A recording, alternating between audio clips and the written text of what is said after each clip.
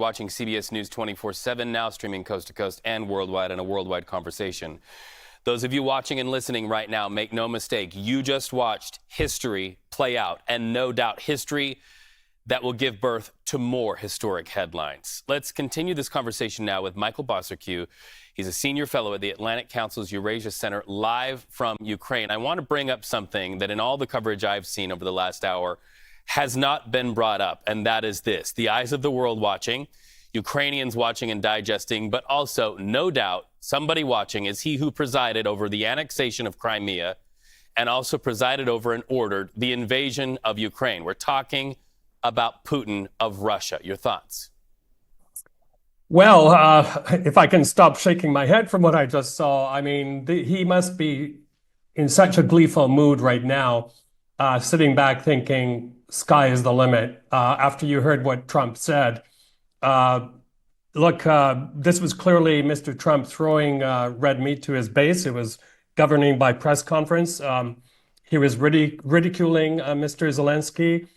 He again inflated those numbers of $350 billion that the U.S. gave to Ukraine. It's actually half of that. But, you know, I think here in Ukraine, it will make Zelenskyy a hero. In fact, was looking at some Telegram channels, and people are applauding Mr. Zelenskyy, but this could not have gone worse. Let me tell you what my big fear is right now, and it's almost sending shivers down my back, and it's something I've predicted previously, is that if Mr. Trump gets very angry and decides to cut Ukraine loose or Mr. Zelenskyy loose, it could happen very, very quickly. Three ways that could happen. Mr. Musk, his shadow vice president, could cut off the Starlink system to the Ukrainian military and to Ukrainian institutions. That would put them in a very, very bad position. Secondly, they could very quickly stop sharing intelligence information, targeting information with the Ukrainians. And thirdly, which would be the worst, would be to disable missile defense systems. And as I said earlier on the first segment we were on, is that we did have Russian ballistic missiles come to Odessa here today. There are drones elsewhere in Ukraine, and there are power outages in many, many different parts of the country. This is a worst case scenario in every way. Arguably, the NATO nations, those who have the most immediate proximity to what is going on there, are also watching this. What do you anticipate their reaction and their response is going to be? Yeah, well, probably pretty much as the Ukrainian ambassador to the U.S. holding their heads in their hands. But they're also, you know, they're going to have to calculate very quickly what to do, because, you know, think of it this way. Even when the relations were good, U.S. was sending aid, Mr. Putin was still going with his gray zone warfare, hybrid warfare, you know, interfering with elections, cutting submarine cables allegedly, assassinating opponents on foreign soil. And also in the countries neighboring Ukraine, their airspace has been violated a few times with Russian drones and missiles flying towards Ukraine. So for the past while, Mr. Putin being Mr. Putin, he loves to test for soft tissue, and he's probably figured it out. And another worst case scenario right now would be for him to exploit this void when Mr. Trump is very, very angry, may not come to Ukraine's defense. With the European allies still in disarray, they're still talking about raising their defense spending to arm better so they could push Mr. Putin back. Well, all of that may come a little bit too late. So it is, I don't want to over-exaggerate things right now and speculate, but it is a very, very dangerous time for Ukraine right now, and for the European continent, as a matter of fact. The president of the United States telling the president of Ukraine, quote, "You don't have the cards." And now the question, will Mr. Zelenskyy fold? Thank you so much for the conversation. And for you at home watching, CBS News 24/7 continues right now. Let's bring in Elizabeth Cook, because we are literally watching history play out.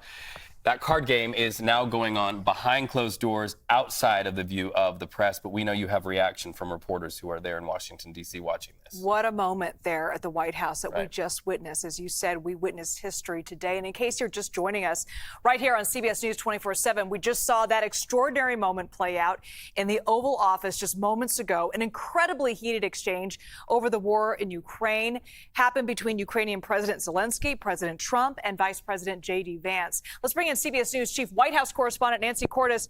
She is live right outside where that meeting happened there at the White House. Nancy, have you ever seen anything like this before in your many years of reporting at the White House?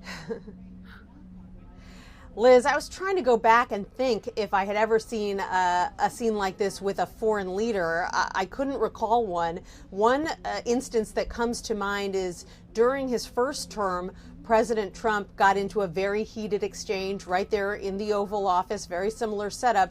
That was with Democratic leaders, with Nancy Pelosi, with Chuck Schumer. You'll recall that kind of famous image coming out of that meeting, Nancy Pelosi in her red coat and her sunglasses, kind of doing a little victory walk after she and Schumer had managed to get Trump pretty riled up, and there was a very intense back and forth. That's the only thing that comes to mind. But I think what was different about this situation is that it is literally a life and death conversation that is taking place because it is about the Ukraine war. And in this case, it was 2 against 1, the president and the vice president berating the leader of a foreign country who does not speak English as his first language. In fact, a lot of times, Volodymyr Zelenskyy, when he's doing interviews, when he's giving speeches, he chooses to give them in Ukrainian, and then they are translated because he's obviously not as comfortable with a back and forth in English as Trump and Vance are. And so once this fight really got underway, you could tell that it was difficult for him to get a word in edgewise and to make the points that he wanted to make. The White House is celebrating this moment. They have put the video out on X, the social media company, and the White House press secretary Caroline Leavitt posted underneath that video that this is the president and vice president standing up for the American people. So let's talk a little bit about why President Zelenskyy was at the White House in the first place. He was supposed to sign this rare earth minerals deal and then potentially talk a path to peace with Russia.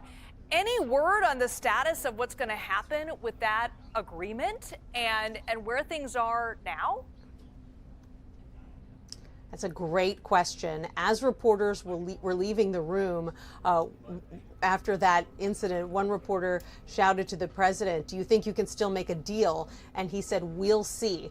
They are talking behind closed doors right now, so we don't know what the aftermath of this confrontation looks like. And we're also waiting to see if these two leaders go ahead with a scheduled news conference that's supposed to take place right after their private meeting wraps up. And we'll get a much better sense once that private meeting is over whether they were able to smooth things over, get this back on track, and whether they're still going to plan to come out in front of the world and speak to reporters about what they've decided. I think what was clear from the conversation in the Oval Office was that what started this was that President Trump really wanted to focus on that minerals deal, what the United States is going to be getting out of it, the fact that he was able to cut this deal with Ukraine, his argument that this is going to be a big help for Ukraine, and the fact that Zelenskyy took the opportunity in front of the cameras to make the case about the need for ongoing security assistance from the United States and why he believes that Vladimir Putin is not someone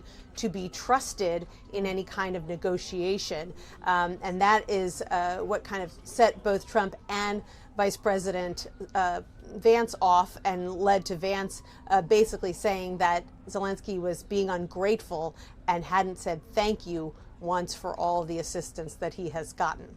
Yeah, you mentioned earlier in that special report, it was almost like he was scolding him like a teenager for not saying thank you for the support the U.S. has given Ukraine. Nancy Cordes, we're going to stand by and find out if that press conference and that deal is actually going to happen. Thanks so much for being with us.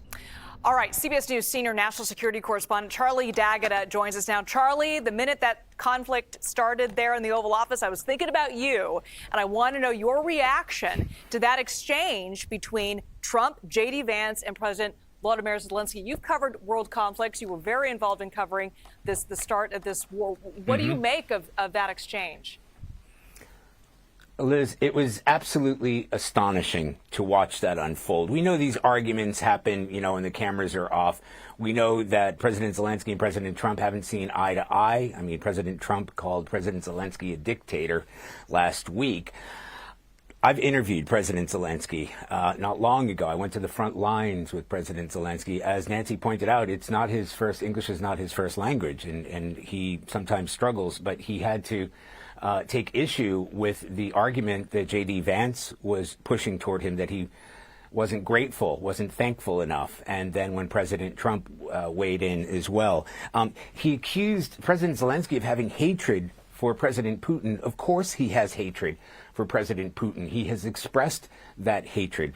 Russia invaded Ukraine. I was there when Russia invaded Ukraine. I was there in 2014, 2015 when Russian-backed separatists took over parts of eastern Ukraine. And then, as President Zelenskyy pointed out, that there was a sort of diplomatic resolution to that, and yet the fighting continued. And on that note, by the way, President Putin has said that there were provocations, that Ukraine was fighting Russia. And that's true. The Ukrainian military had continued to fight Russian separatists, Russian-backed separatists in that Donbass region after 2014, 2015, after the Minsk agreement, all the way up until the Russian invasion. But make no mistake, Russia invaded Ukraine, not just taking over Crimea, that's in the past. This is the full-scale invasion, and while I was there, it was every indication, as President Zelenskyy pointed out today, yes, Ukraine was going to fall in 3 days. Those were the original predictions. I saw those Russian tanks. I was there when those airstrikes were coming in. This is a one-sided war, and I will go further to say that Ukraine cannot win without America's support.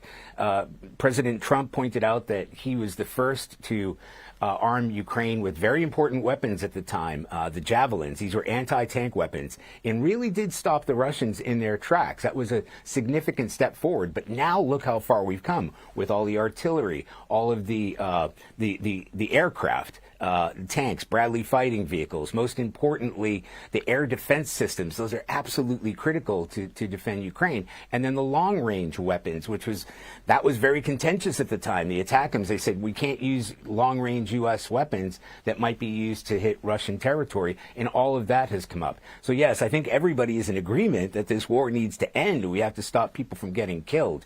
But this has really given President Putin, I mean, we're going to talk about cards. It's given President Putin many cards to play with. Yeah, I was going to ask you next. How do you think he's reacting to this? Because you know that he watched this entire exchange. He must be celebrating. Absolutely. He will be. In Moscow will be celebrating, too, because when I was watching that fight take place in the Oval Office, all that was going through my mind is neither one of these sides is going to win, but President Putin will win. He will have looked at this with glee. They'll be celebrating today because of he's tried to draw a division between the United States, the Trump administration, and President Zelenskyy. Putin knows that without American support, he wins. I mean, he will take whatever he needs because even with American support, the Ukrainians have been suffering. It's been a stalemate for 6 or 7 months. The winter is always difficult. The fighting continues, but there hasn't been a real change of territory on either side. But Russia's huge. They've got much more manpower. They've got much more air power. That's critical. They haven't even really used what they can use in terms of their air power. Have a larger military, larger population. So, Putin's in it for the long run. If it was ever a war of attrition, President Putin and Russia were going to win. I don't know. I genuinely don't know. I don't think anybody can guess what's going to happen from here. Now, what we saw was a sort of heated emotional exchange. We don't tend to see that in front of the cameras. I can guarantee that those sort of arguments do happen behind closed doors because this is diplomacy and everybody wants to bring an end to it. I know what kind of character President Zelenskyy is. He's fiery. If anything, I was looking at him and I thought he was kind of restraining himself, because if you looked at his facial expression, I'll tell you this, he understands more than he can speak in terms of his grasp of the English language. So he understands all of it, but he struggles to put his sentences together as anybody else who has other languages that they speak. So I was looking at his facial expressions as he was hearing what President Trump and J.D. Vance was saying to him, these accusations, especially that Ukraine was ungrateful for the backing of American support. So, I can't imagine how the people in Ukraine are feeling tonight. It will be betrayal, abandonment, et cetera, et cetera. As President Zelenskyy and others have said, there's nobody more than the people of Ukraine who want to see this war come to an end. The idea of joining NATO, I think they were willing to sacrifice that. The idea of having to let Russia continue to keep the land that they occupy, I think they were giving that away too. The idea of European peacekeepers on their territory, I think that's a reality that they're going to have to come to terms with, because whatever happens, the conflict does have to come to an end. There are too many people getting killed on both sides. But the people in Ukraine will feel disheartened tonight. Charlie D'Agata, thank you so much for that insight. I want to get to this post on Truth Social by President Trump here. He said, we, quote, had a very meaningful meeting in the White House today. Much was learned that could never be understood without conversation under such fire and pressure. It's amazing what comes out through emotion. And I have determined that President Zelenskyy is not ready for peace if America is involved, because he feels our involvement gives him a big advantage in negotiations. I don't want advantage. I want peace. He disrespected the United States of America in its cherished Oval Office. He can come back when he is ready for peace. All right, I want to bring in CBS News Chief Washington Correspondent Major Garrett. That post on Truth Social coming down just moments ago. Major, first, give me your reaction to what you just saw in the Oval Office. And do you have any indication that President Zelenskyy is even still there at the White House? I'm not there at the White House, so I can't offer any perspective on that.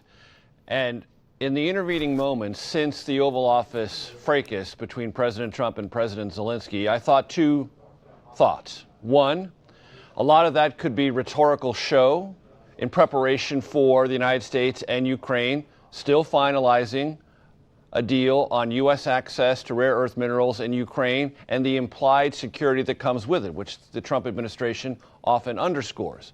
Or I thought something else could happen. There could be no negotiated deal, no press conference, Zelenskyy could leave, and the president could send him on his way to come back groveling at some point in the future. That social media post you just read suggests that's where we are. It's still possible that after that social media post, Zelenskyy and Trump find a way to hammer out this agreement, still have a press conference, and patch this up by the end of the day. But the chances of that appear vanishingly thin at this hour. I've covered candidate Trump, President Trump, candidate Trump, now President Trump again for a decade. Sometimes what happens in public is exactly what he wants to happen and exactly what he's thinking and no more. Sometimes what he demonstrates in public is a rhetorical flourish in order to prepare himself and possibly the country for something else. I was thinking as I was watching this historic, unprecedented exchange of emotion in the Oval Office that perhaps President Trump knew that they would still reach a deal, that the rare earth mineral conversation would reach a conclusion, and that he would have some difficulty selling that to the hardest MAGA parts of his base. So he wanted a confrontation so he could say, I stood up for America, but I did the deal. The United States is still looking out for itself, but it's also looking out for Ukraine. But I wanted to put the Ukrainian president through the ringer a little bit in public before I got there.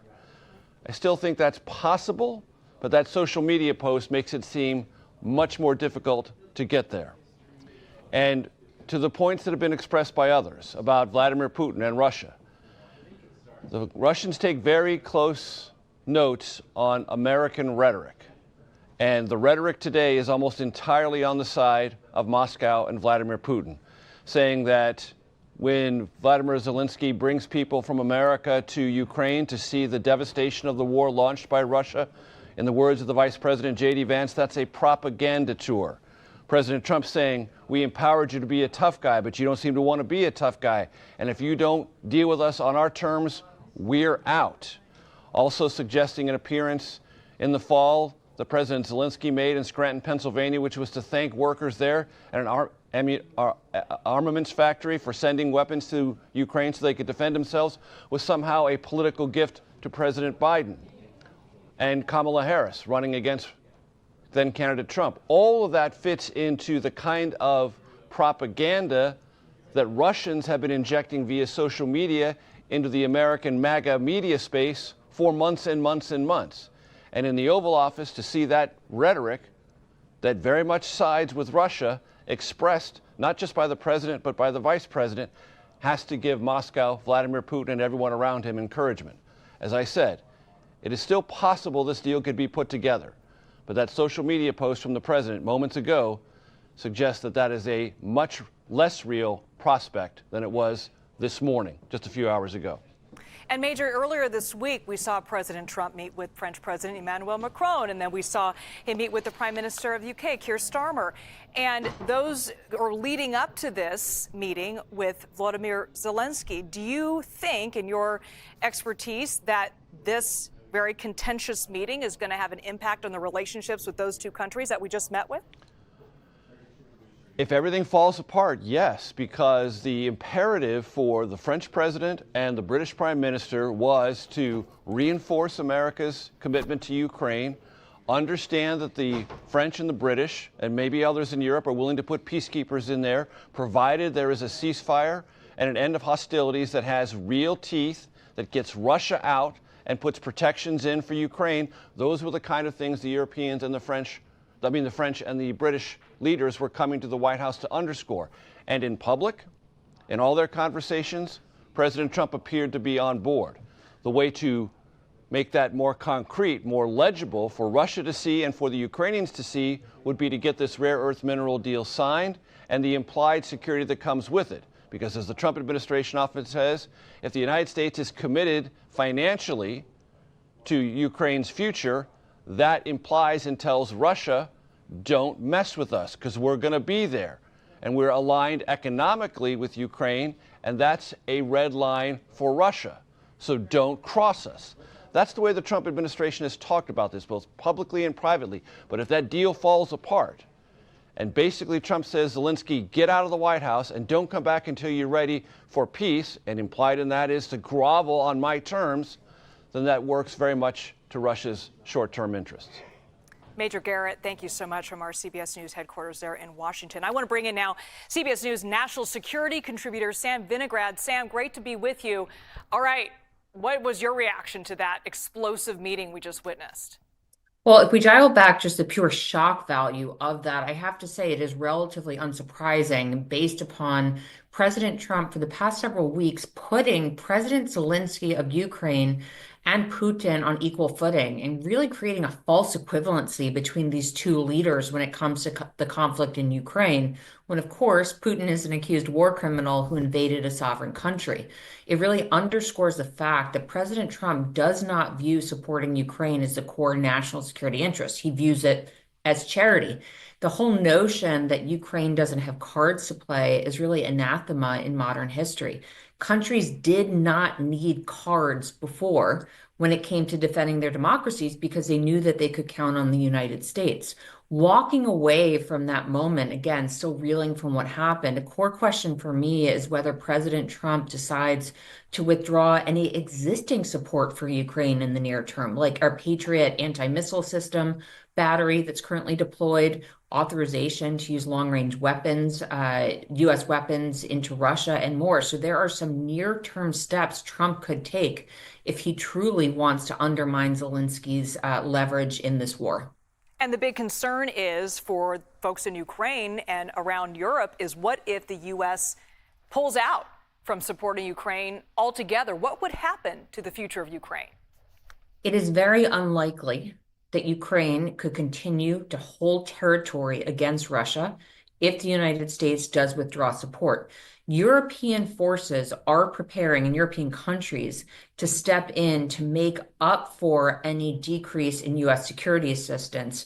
But it's not one for one. The United States provides billions of dollars in security assistance to Ukraine, missile defense systems, intelligence, logistics and communication support, and more. So if the United States did withdraw support, it's not like Europe could just step in and immediately replace what the United States has been providing. I do think Europe is scenario planning for that moment, but it's not a one-for-one exchange. And Ukraine would likely lose an incredible amount of territory relatively quickly, absent U.S. support. And further, it is naive to think that Putin will stop in Ukraine. We've seen that play out over the course of history. So for the Europeans, their fear is not just Ukraine falling to Russia, but Putin marching further into Europe, hence Zelensky's comment about gambling with World War III. And you have to be wondering what China is watching when all of this is transpiring there. All right, Sam Vinograd, thank you so much for that insight. And this just in, that planned press conference between President Volodymyr Zelenskyy and President Donald Trump has been canceled. We're keeping an eye on the doors of the White House to see if President Zelenskyy is still in that building, if he actually leaves. I want to bring in CBS News foreign correspondent Imtiaz Tyab, who is live now from Kyiv in Ukraine. Imtiaz, I know it's early in the morning there. It's very hard to talk to people, but can you just kind of give me your reaction to this explosive exchange we saw there at the White House? Yeah, it's almost hard to find words to really describe the feeling here in Ukraine, having watched that scene unfold in the White House. You have to remember, just this morning, there was a tiny sense of optimism. Remember, just 24 hours ago, President Trump sort of walked back to his false claim where he accused Volodymyr Zelenskyy of being a dictator. And so many had hoped that although this deal was going to be signed, that these two leaders could potentially turn a page and we could see the U.S. and Ukraine working together again in a very productive way, much of they've done since the start of Russia's invasion, and that seems to have all fallen apart.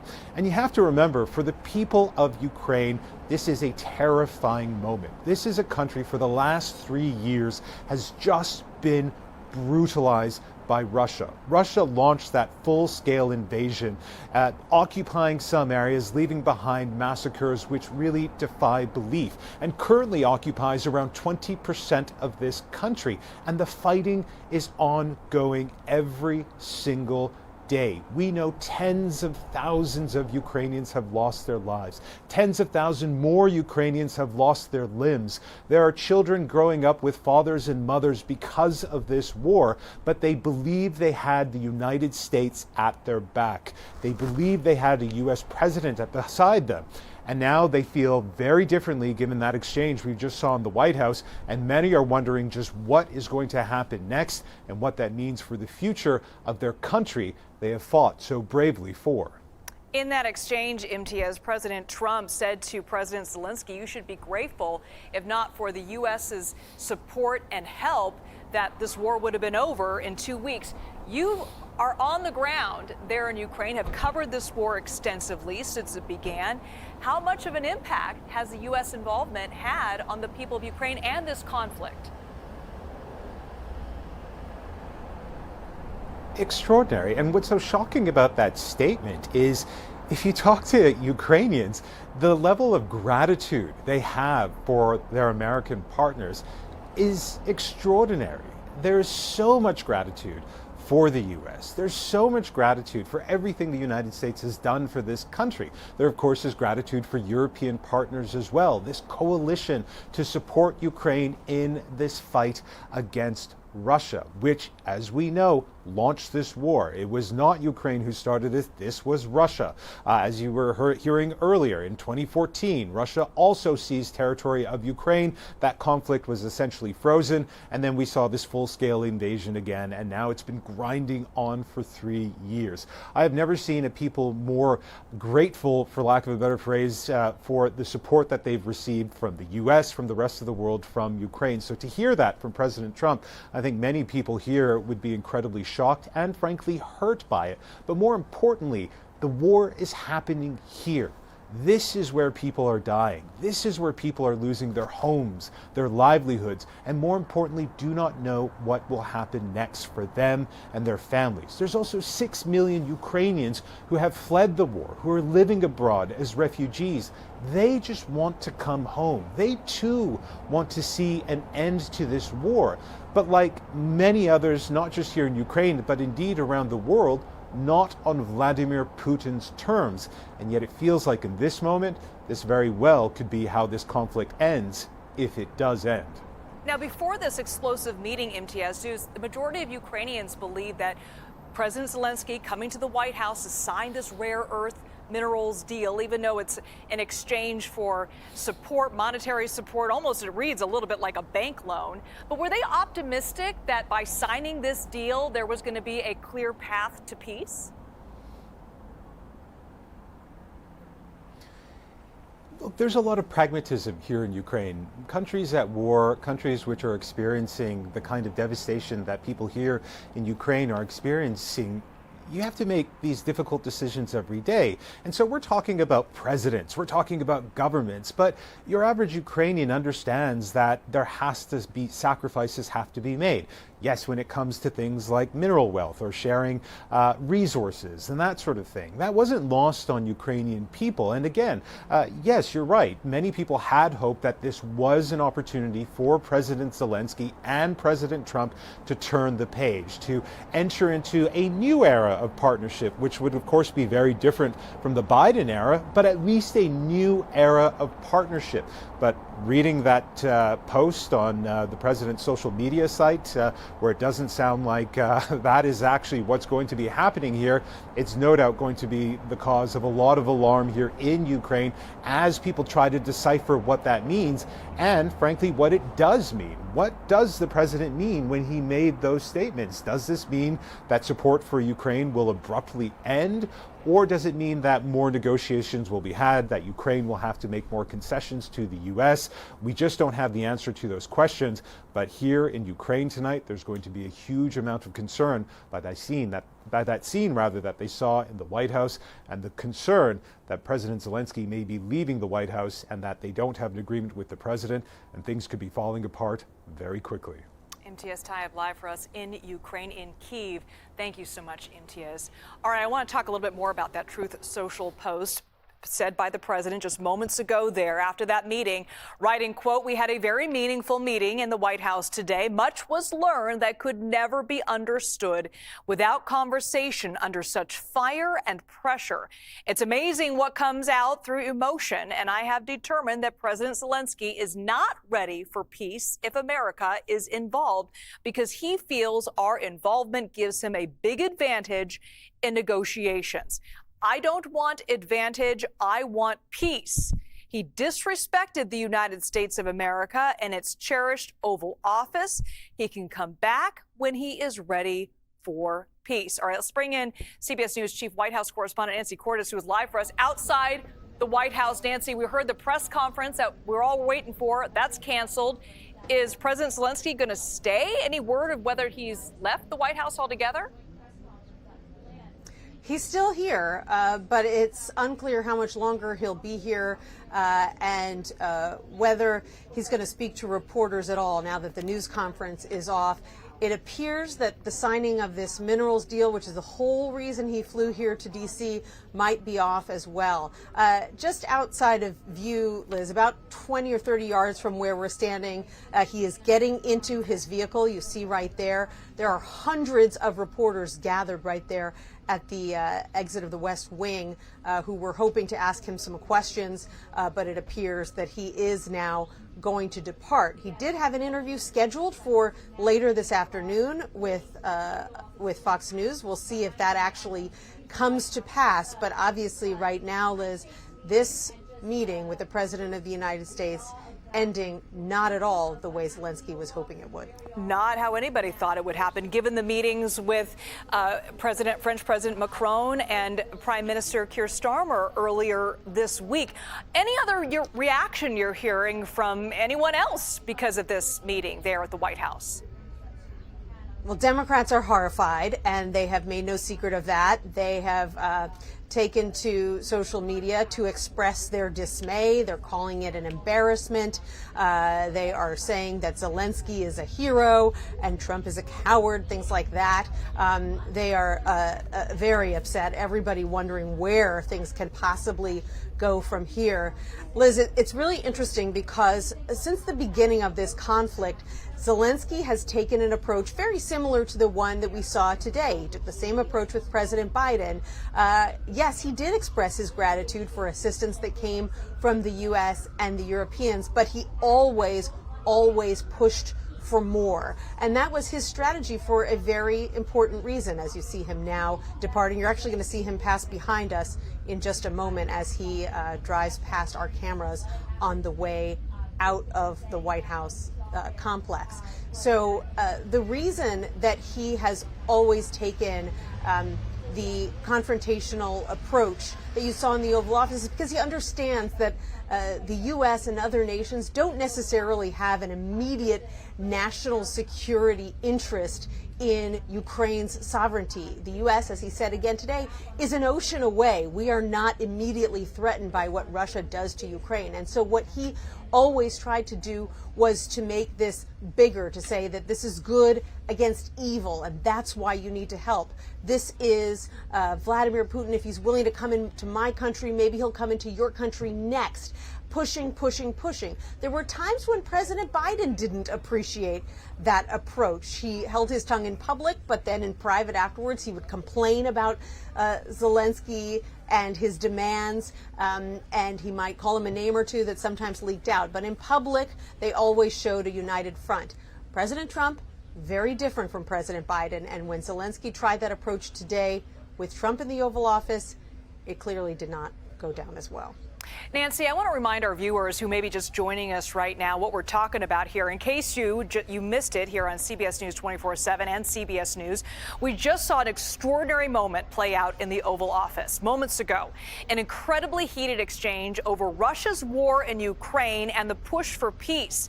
Now, this all happened during that high-stakes meeting between Ukrainian President Volodymyr Zelenskyy, President Trump, and Vice President J.D. Vance. Watch. I want to see if we can get this thing done. You want me to be tough? I could be tougher than any human being you've ever seen. I'd be so tough. But you're never going to get a deal that way. So that's the way it goes. All right, one more question. Hey, I want to respond to this. So look, for 4 years in the United States of America, we had a president who stood up at press conferences and talked tough about Vladimir Putin, and then Putin invaded Ukraine and destroyed a significant chunk of the country. The path to peace and the path to prosperity is maybe engaging in diplomacy. We tried the pathway of Joe Biden of thumping our chest and pretending that the President of the United States' words mattered more than the President of the United States' actions. What makes America a good country is America engaging in diplomacy. That's what President Trump is doing. Can I ask you? Sure. Yeah? Yeah. Okay. So he occupied our parts, big parts of Ukraine, part of East and Crimea. So he occupied it on 2014. So during a lot of years, so I'm not speaking about just Biden, but those time was Obama, then President Obama, then President Trump, then President Biden, now President Trump, and God bless, now President Trump will stop him. But during 2014, nobody stopped him. He just occupied and took. He killed people. You know what the contact line? 2015. 2014 2014. and 2014. 2014. Yeah. So I was not here. Yeah, but That's exactly right. Yes, but during 2014 till 2022, yeah, the situation the same. The people have been dying on the contact line. Nobody stopped him. You know that we had conversations with him, a lot of conversation, my bilateral conversation, and we signed with him, me, like a new president. In 2019, I signed with him the deal. I signed with him, Macron and Merkel, we signed ceasefire. Ceasefire. All of them told me that he will never go. We signed with him with gas contract. Gas contract. Yes, but after that, he broken this ceasefire. He killed our people and he didn't exchange prisoners. We signed the exchange of prisoners, but he didn't do it. What kind of diplomacy, JD, you are speaking about? What do you mean? I'm talking about the kind of diplomacy that's going to end the destruction of your country. Yes, but if you Mr. are President, not Mr. strong- President, with respect, I think it's disrespectful for you to come into the Oval Office and try to litigate this in front of the American media. Right now, you guys are going around and forcing conscripts to the front lines because you have manpower problems. You should be thanking the President for trying to bring an end to this conflict. Have you ever been to Ukraine that you say what problems we have? I have been to. Come once. I've actually watched and seen the stories, and I know what happens is you bring them on a propaganda tour, Mr. President. Do you disagree that you've had problems bringing people into your military? We have problems. And do you think that it's I will respectful answer. to come to the Oval Office I of will the United answer. States of America and attack the administration that is trying to prevent the destruction of your country? A lot of questions. Let's start from the beginning. Sure. First of all, during the war, everybody has problems. Even you, but you have nice ocean and don't feel now, but you will feel it in the future. God bless. You don't know that. God bless. You don't know God that. bless. You Don't- will not have gotta- a war. Don't tell us what we're going to feel. We're trying to solve a problem. Don't tell us what we're going to feel. I'm not telling you. Because I'm you're in no answering on this position to question. dictate that. That's exactly Remember what this. you're doing. I'm not You're in dictating. no position to dictate what we're going to feel. You We're will- going to feel very you will good. feel influence. We're going to feel very I'm good and telling very you, strong. You will feel influence. You're right now not in a very good position. You've allowed From the yourself very- to be in a from very the very bad position, beginning and he of the happens war. to be right about From the it. very beginning of the war. You're not Mr. in a good Brown, position. I You don't was have the saying- cards right now. With us, you start having not playing cards. cards. Right now, you I'm don't. very You're playing serious, cards. Mr. President. You're I'm playing very cards. serious. You're I'm gambling the with the president lives in of war. millions of people. You think- You're gambling with World War What do you- III. what do you You're speak about? gambling with What do you World speak War about? III. And You- what you're doing is very disrespectful to the country, this country. That's with back all to you. respect to your Far country. more than a lot of people said very they respect. should have. Have you said thank you once? This A lot entire of meeting? times. No, in this Even entire meeting, today. have you said thank Even you? today. You went to Pennsylvania and campaigned for the opposition in October. Offer some words of appreciation for the United States what of are you America speaking about? and the president who's trying to save your country. Please, you think that if you will speak very loudly about the war, you He's can... not speaking loudly. He's not Yeah. speaking loudly. Your country's Can I- in big can I- trouble. can I Wait a answer? minute. No, Can you've I done a lot answer? of talking. Your country is in big trouble. I know. You're not I winning. know. You're not winning this. You have a damn good chance of we are coming out staying, okay because of Mr. us. President, we are staying in our country, staying strong from the very beginning of the war. We've been alone, and we are thankful. I said thanks You haven't in been this alone. cabinet, You and haven't not been only alone. in this We cabinet. gave you, through I this said stupid thank you. president, $350 billion. You voted we gave for you your military president. equipment, You and you voted men for are your brave, president. but they had to use our military. What about you are If speaking? you didn't have You our invited military me- equipment, you invited if me you to didn't speak. have our military equipment, this war would have been over in 2 weeks. In 3 okay? days, I heard it from Putin. In 3 days, this is something Maybe new. less. In 2 weeks, of course, yes. It's going to be a very hard thing to do business like this. I Again, tell you. just say thank you. I said a lot of accept times that there, thank you accept to that- American people. Accept that there are disagreements, and let's go litigate those disagreements rather than trying to fight it out in the American media when you're wrong. We know that you're wrong. But you see, I think it's good for the American people to see what's going on. I understand, sir. I think it's I very understand. important. That's why I kept this going so long. You have to be thankful. You don't have the I'm cards. thankful. You're buried there. Your people are dying. tell you You're again, running I low know. on soldiers. Don't- Listen, don't please, you're running Mr. low President. on soldiers. It would be a damn good thing. Mr. And then President. then you tell us, I don't want a ceasefire. I don't want a ceasefire. I want to go and I want this. Look, if you could get a ceasefire right now, I tell you, you take it so the bullets stop flying and your men stop getting killed. Of course, we want to stop the war. But you're I saying said- you don't want a ceasefire. But I said to you, I want a with ceasefire. guarantees. Because you'll get a ceasefire faster than an agreement. Ask our people about ceasefire, what they think. That wasn't doesn't with matter me. for you what- That what wasn't this with me. means. It That was with wasn't with you. a guy named Biden, who was not a smart person. This That is was your, with, this that is was with your Obama. president. It was your president. Excuse me. That was with Obama, who gave you sheets, and I gave you javelins. Yes. I gave you the javelins to take out all those tanks. Obama gave you sheets. In fact, the statement is Obama gave sheets and Trump gave javelins.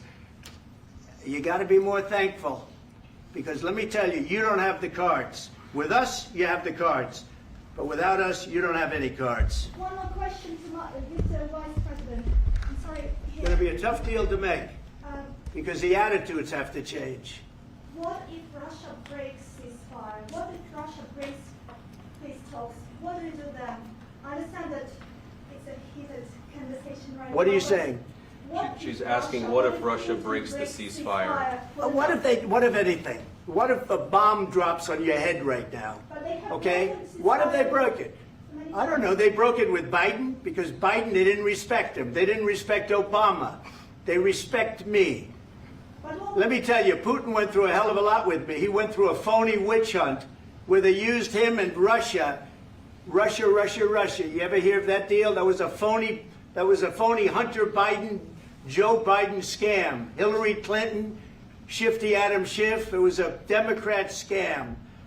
And he had to go through that. And he did go through it. We didn't end up in a war. And he went through it. He was accused of all that stuff. He had nothing to do with it. It came out of Hunter Biden's bathroom.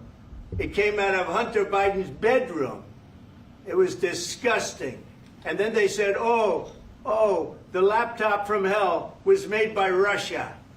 The 51 agents. The whole thing was a scam. And he had to put up with that. He was being accused of all that stuff. All I can say is this. He might have broken deals with Obama and Bush, and he might have broken them with Biden. He did, maybe. Maybe he didn't. I don't know what happened. But he didn't break them with me. He wants to make a deal. I don't know if you can make a deal. The problem is I've empowered you to be a tough guy. And I don't think you'd be a tough guy without the United States. And your people are very brave. But you're either going to make a deal or we're out. And if we're out, you'll fight it out. I don't think it's going to be pretty, but you'll fight it out. But you don't have the cards. But once we sign that deal... A heated exchange there in the Oval Office just about an hour ago between President Volodymyr Zelenskyy, President Trump, and Vice President J.D. Vance. That meeting not going to plan. They were there to hopefully sign a rare earth minerals deal. That deal has not been signed. And not too long after that explosive meeting there in the Oval Office, Volodymyr Zelenskyy left the White House altogether. I want to bring in Nancy Cordes, who is live at the White House, who watched this whole thing unfold. Nancy, I want to read you a tweet by Senator Chuck Schumer. He said, Trump and Vance are doing Putin's dirty work. Senate Democrats will never stop fighting for freedom and democracy. A lot of reaction coming out of Capitol Hill today to this explosive meeting. What else are you hearing? A lot of frustration on the part of congressional Democrats. A lot of chest thumping here at the White House from various White House aides who say that this was President Trump and Vice President Vance standing up for America.